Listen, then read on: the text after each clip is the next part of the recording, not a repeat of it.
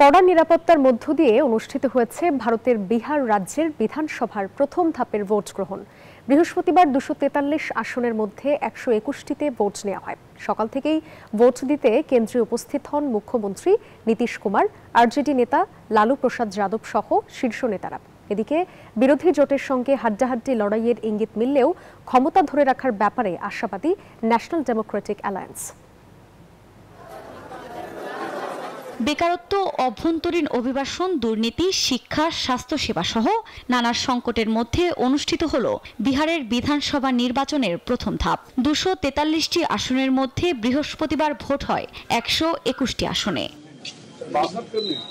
কড়া নিরাপত্তার মধ্যে এবারের বিধানসভা নির্বাচনে ভোটারদের উপস্থিতি ছিল চোখে পড়ার মতো।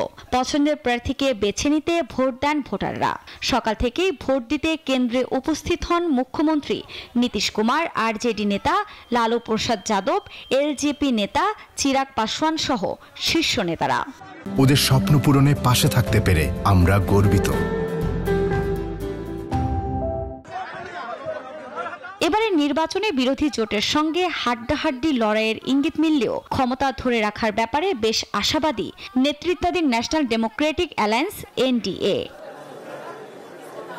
এদিকে প্রথম ধাপের ভোট শেষ হলেও বিহারের রাজনৈতিক উত্তাপ এখনো তুঙ্গে। দ্বিতীয় ধাপের ভোটের দিকেই নজর সবার। যদিও গণমাধ্যমের তথ্য বলছে প্রথম ধাপে যে 121টি আসনে ভোট হচ্ছে তার বেশিরভাগই পড়েছে বিহারের মধ্যাঞ্চলে, যেখানে 2020 সালের বেশিরভাগই আসনই জিতেছিল বিরোধীরা। বিজেপি এবং নীতিশ কুমারের দল একসঙ্গে জিততে পেরেছিল 55টি আসন।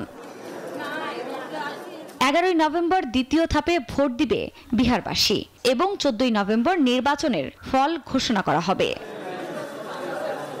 আফরিন মৌ, নিউজ 24।